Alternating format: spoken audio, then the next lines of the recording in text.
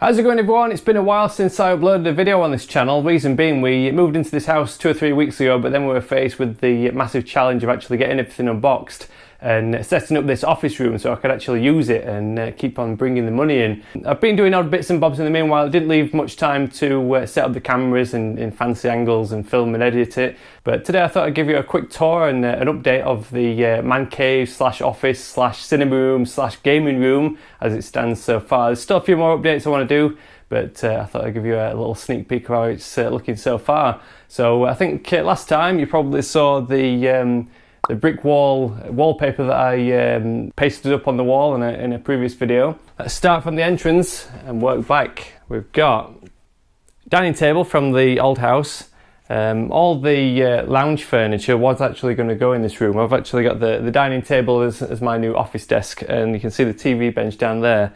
Now, as I mentioned in previous videos, I was going to use the sofa that we had in our old house in the lounge in here, which was a nice L-shaped corner sofa. But after seeing the struggle the removal guys had of actually getting it out of the old house through the door, and how heavy it was and how much effort it took to actually get it out of the house, I thought there's no way that I'm going to be able to get it up these stairs into this room. So that's now going to some friends. A couple of friends are getting moving into their new house soon, so that's been donated to them, which left me with the opportunity to rearrange the layout. Because I originally had the dining table was across here, and it fits nicely against that wall. Actually, it ends exactly on that, in line with that wall. So the plan was to have the dining table there, then the corner sofa was going to be there, and the TV was going to be in that bay on a shorter TV bench. But obviously since I'm not having the sofa in there, and I think the sofa would have taken up a bit too much room because it would have taken up half the desk, and I would have only had a small little area to sit in. So that's freed up some space, which allowed me to get a couple of nice La-Z-Boy reclining cinema chairs, which are really cool. You can see the popcorn containers. We were watching a movie last night, so we tested it out. We've got the Spoon Graphics department and then the cinema slash gaming department over here. So that also leaves plenty of floor space and keeps this room feeling quite large. I think if I did go for the original layout, it would have felt quite cramped with all the furniture in here. I got myself a nice big 55-inch TV for the cinema and gaming setup. In fact, I'll turn that on. That's all linked into the Xbox, and I've got it linked into my computer so I can watch movies through iTunes. So let's turn it all on and I'll show you what it all looks like. There we go. Looks pretty cool. Looks nice when you're sat in this cinema chair watching TV or playing a few games. I've been enjoying Titanfall 2 recently, as you've probably seen if you subscribe to my gaming channel. Did have a bit of a nightmare with the TV. I originally ordered one online, found a good deal of a 4K TV, ordered it, it came broken, unboxed it, and the screen was all like, it weren't cracked, but you know what LCDs look like when they're damaged. It looks like all like a cracked, leaking liquid glass effect. So that had to be sent back, and I'm still waiting for the refund on that. So I went out and bought this one, which was on offer. Not 4K or anything. It's just a bog standard, basic Hitachi 55-inch TV, but it looks pretty nice. I'm surprised actually how clear the picture looks, even on upscaling 1080p. So pretty happy with that. Looks nice on games too. That's also linked into a surround sound system. Got the speakers and odd places. That's the main amp down there. The DVD player, which I'll probably never use. The sub down there. Now I've got the 2 speakers on the wall. Probably need to do something with these cables, but it's all right for now. So moving on to my computer setup. Oh, actually, this I mentioned this Union jack throw. That I bought that online, and I've had it for ages. I originally saved it to go on the brown leather corner sofa. That was my style idea. But since we've not having the sofa in here anymore, I'm just using it as a cape, a Union Jack cape at the moment. But I think we might get try and find like an old chair from a charity shop or something, just for the landing, and we might have it on there instead, because I don't think it really suits the being thrown over the home theatre chairs. But onto my computer setup. So we've got my 27-inch iMac late 2012 with a bog standard Dell monitor. I've got a new microphone stand just off Amazon. that's really handy. It just bends and moves into different positions. I use a Wacom Intuos Pro. I started getting some wrist problems with the Magic Mouse, so this would be really nice mixture of touch, being able to like just do it like the Apple trackpad kind of gestures, as well as the pen that comes with it. This has been really handy actually. It's just a massive mouse mat, but because I'm using this dining table, it's got like quite sharp, well not sharp, but like 90-degree edges, kind of like starts grinding on your wrists a bit. So this was a nice idea I saw on someone's setup video. Just a nice big mouse mat. It also dampens some of the key presses as well, and it overhangs a little bit just to protect my wrists. Got a footrest down there as well. Hiding under the desk is my wheel setup for the Xbox. I can drag that out, put it into the middle of this space, and then have the surround sound system on full blast to hear like a V8 roaring in my ears. There's still bits of junk around, as you can see. There's random cables and things. I've got a couple of monitors there. This was my old gaming monitor slash CCTV monitor, so I don't know where that's going to go, because obviously the 55-inch TV over there is slightly bigger than this little, whatever it is, 20-inch monitor. And this nice looking thing is the new BenQ designer monitor 4K that BenQ, is it Benq or BenQ, the tech company, they actually sent me that for free, as I'm meant to be doing a review on it, but unfortunately I didn't realise, but my late 2012 iMac doesn't have the capability of outputting 4K, so that's kind of just sat not being able to be used at the moment, which is a bit frustrating. I'm guessing that they didn't really want me to do a review on how it looks in 1080p. I'm guessing they wanted me to kind of promote the 4K features of it, but annoyingly I can't use it, so that's just sat there for the time being until I think a friend's going to come round and we're going to plug it into his slightly newer MacBook and take some pictures and do a review on it then. But for now it's just sat there, and I don't really know what to do with it. I've got rid of the box and everything, so I don't know. I'm kind of stuck with that one. But let's move on and show you some of the lighting and souvenirs I've got set up in this place. So I mentioned I got that new microphone stand. The old one I've kind of refashioned into a lamp. I bought this thing off eBay. It's meant to be like a pendant light that hangs from the ceiling, so I've kind of drilled and mounted it onto the top of the microphone stand, and that looks pretty cool, I think, with that nice vintage bulb in there. Whoops, a bit too close then, hit that grill. Dog's got his own nice little bed in here that fits in that little dormer area. What do you reckon, Jake? You like it? Trying to get you to stay in here overnight now, aren't we? Because you're a bit lost in this new house. Don't know what to do with yourself, do you? Yeah, I think he likes that bed. This old movie lamp was something I bought way back when we moved into our first house, and it now fits into the home cinema theme at least. I don't know if you've seen, if you're following me on Twitter, you've probably seen some pictures of this marquee light. I uploaded some original pictures on my chrisspooner.com website of the making of process. Back then it was using like LEDs, and it was attached to a motion sensor, which we had.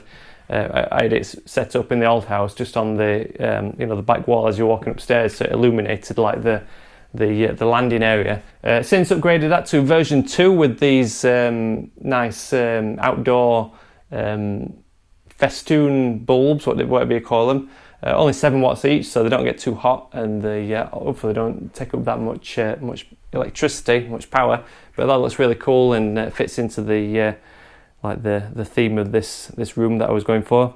Also kind of using it to represent our trip to Las Vegas as part of our honeymoon, which is also what these road signs represent. If you look way back on this channel, I've re-uploaded my videos from our honeymoon, where we did a road trip from Las Vegas to Death Valley, Yosemite, San Francisco, then down West Coast to Monterey, Santa Barbara, and finished off in LA. So I got a few souvenirs. So I bought this one online just to represent the Pacific Coast Highway, and then attacked it with some paint stripper and vinegar and all sorts of salt and stuff to rust it up a little bit. Obviously I couldn't find one for Death Valley, but I designed my own and then sent it off to have it printed up on a metal plate. So that's my little design for Furnace Creek Highway 190, and just kind of used the Death Valley, remade the Death Valley National Park logo and just designed my own road sign. And then earlier this year we did a road trip in Canada from British Columbia. Went and visited some of Laura's family and cousins. So on the way, I think I bought that in Banff, I think, at a souvenir shop, the Trans-Canada One road sign, which I also attacked with some vinegar and stuff to rust it up a little bit. They look pretty cool, I think. There's also a few more souvenirs that I'm hoping to get to put on these walls. I don't really know what yet, but I've got some things to search for online. Also got my YouTube play button plaque, my 100,000 subscriber milestone award from my gaming channel. Unfortunately, that channel's now pretty much a corpse. It gets just a few hundred views out of 127,000, but I'm still updating it every now and again. It's kind of a side project at the moment. I've got my design stuff that is more important, so it's always been kind of like a secondary thing. It's not been able to get all my attention, so it's kind of been like neglected a couple of times, which has caused its decline, but never mind. Hopefully, actually, my Spoon Graphics design tutorials channel will be hitting 100,000 subscribers soon, so I might have another one to fit on there, which will be pretty good. So moving on, another light fitting that I've kind of made. I'm quite into the crafty sort of things.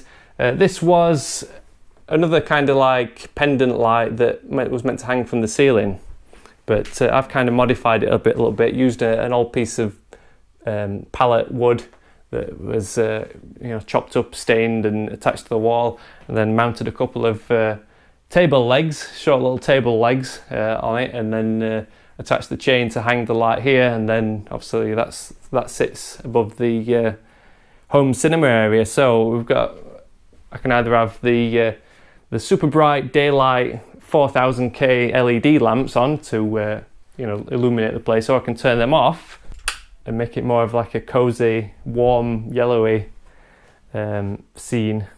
I've still got to order the smart home plugs, which is going to allow me to the Lightwave RF stuff, where you can have different scenes programmed to different switches on the light switch. So that's what I'm going to do with that. So I'll be able to either turn them all on, turn just the bright white one on, or just turn on all the nice scenic ones. So I did originally plan to run the wire down through this stud wall, come out at the bottom, then run it through to the plug socket, but I couldn't. I drilled the hole, tried to get the wire in, but it just weren't going. So instead, I just got loads of industrial style conduit and just run it up the wall, which I think actually adds to the style of it, and I'm pretty happy with that. Looks pretty cool. All been distressed slightly with a bit of spray paint and some of Laura's nail varnish, like bronzy coloured nail varnish. So I think, oh hang on, there's one more thing to show you. I spent hours searching for these things. I wanted some movie posters to go on this kind of slanted wall for the home cinema area. Spent hours trying to find the ones that I wanted. My favourite movie series is the Dark Knight trilogy, but despite it being such a popular movie series, the posters for it is just so hard to find, especially at the size that I wanted. So I scoured the web, spent hours searching, managed to find all 3 teaser posters for the 3 movies. As a designer, you recognise and you spot print quality and image resolutions, and I was kind of a bit wary about ordering from eBay, but this company that I found was like specialised in movie posters, so I thought, oh well, maybe they've got a nice licensed catalogue of high-res movie poster images, but it turns out no, they are just scaled up images from that they found from Google, but they don't look too bad from a distance. You can see if you look close, there's like some horrible scaled up pixels, but they look all right from a distance. I've got frames coming, but once again I've run into another problem with some eBay seller that's messing about, and they've not arrived yet. So eventually I'll be able to mount those 3 on that wall up there. So let me put you down somewhere and I'll show you what they look like. So we've got teaser poster for Batman Begins, which will hang somewhere like that. Okay, I just can't do this. Batman Begins will go somewhere like that with a nice black frame around it. The Joker teaser poster for The Dark Knight. Why so serious? And then we've got, finish off the collection of 3 teaser posters. We've got the teaser for The Dark Knight Rises. Oh, before I forget, actually, I don't know, you might have spotted this in the background of these shots, but I don't just have a random baseball bat for security. It's going to be, I'm going to make this into a movie, a bit of movie memorabilia. What exactly, I'm not too sure yet. The original idea was to make it into a Harley Quinn replica, you know, with the good night text and the various like scrolling all over it. Also, I didn't know whether to make it into a Walking Dead replica with the barbed wire around it, but I thought that might be a little bit too gruesome to be hanging on my wall. But we'll see. That's going to be a future project, so keep an eye out for that. So that's a little tour of my home office slash gaming room slash home cinema slash man cave. So I hope you like the look of it. One thing it does need actually is I think it needs a sign for the door. So let's go and make one of those.